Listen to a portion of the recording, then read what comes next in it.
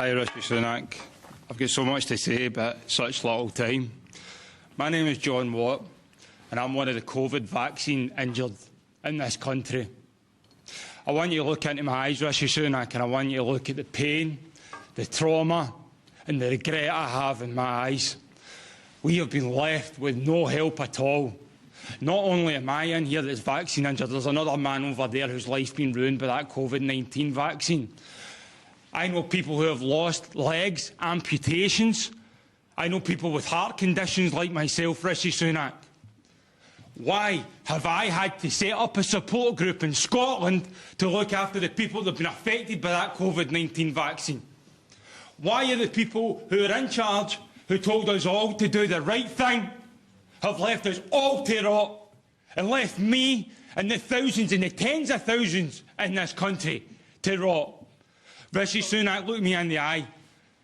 When are you going to start to do the right thing? The vaccine damage payment scheme is not fit for purpose. In Scotland right now, according to the yellow card system, there are over 30,000 people that have had an adverse reaction to that vaccine and 200 deaths. John, thank you very much indeed for your question. It's time for you to start doing the right thing, Mr Rishi Sunak, and the rest. You've made a really strong point, John. Prime Minister. Yeah, John, well, I'm very sorry to hear about your personal circumstances, and you said someone over here also seems to have suffered by a similar thing. Now, obviously, I don't know about the individual situation that you're in. We're silenced. Well, on social media and everything. Okay. We are silenced. We are the most silenced people in this country. Silence in the press because my story in the press had to go to the government for comment, and they made me take all the stuff out. Forgive me both. I know, I'm happy.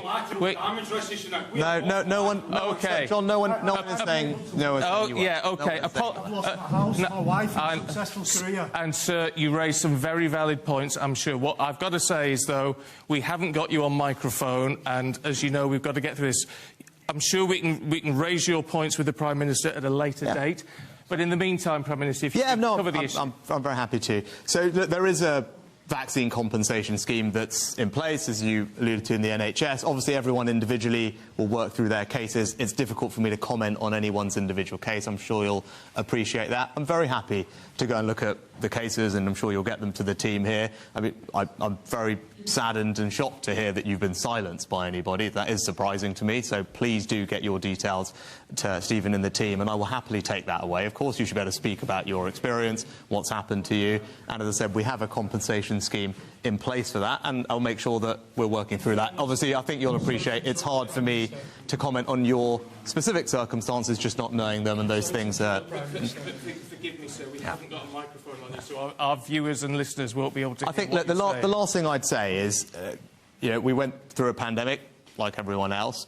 At the points when it came to the vaccine, those decisions were always taken on the basis of medical advice from our medical experts to tell us, as politicians, who are obviously not doctors, about how best to roll out the vaccine, what was in the public health interest, the priority order, how that should be done, who should be eligible. That was something that the doctors recommended on, and that's something that we followed. Now, obviously, if there are individual circumstances which haven't worked out, then that's why we have the compensation scheme in place, and I'll make sure that we follow up on your case.